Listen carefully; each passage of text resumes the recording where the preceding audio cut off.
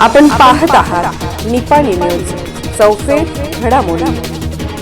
कोगनोळीजवळ अपघातात कोल्हापूरचे पती पत्नी ठार, सुदैवाने बालिका बचावली।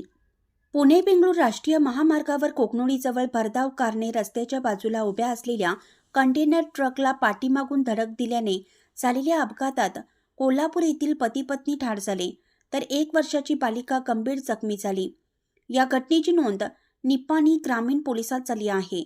जिगर किशोर नाकराणे वय वर्ष 28 व हेतिका जिगर नाकराणे वय वर्ष 24 राहणार कोल्हापूर अशी मृत पती पत्नीची नावे असून वृष्टी वय वर्ष 1 असे गंभीर बालिकेचे नाव असून तिच्यावर कोल्हापूर येथील खासगी रुग्णालयात उपचार सुरू आहेत।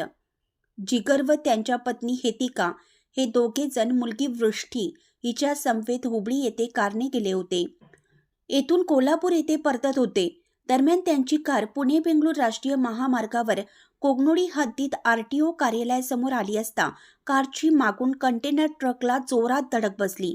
यामध्ये जिगर व हेतिका यांच्यासह वृष्टीही गंभीर जखमी झाली। दरम्यान जखमींना उपचारासाठी कोल्हापूर येथील खासगी रुग्णालयात दाखल केलं। उपचारादरम्यान हेतिका व जिगर यांचा मृत्यू झाला। याबाबत कंटेनर चालक इम्तिहास याच्या विरोधात ग्रामीण पोलिसात गुन्हा दाखल झाला आहे। अशाच अपडेट्ससाठी निपाणी न्यूजला सबस्क्राईब करा आणि रहा अपडेट।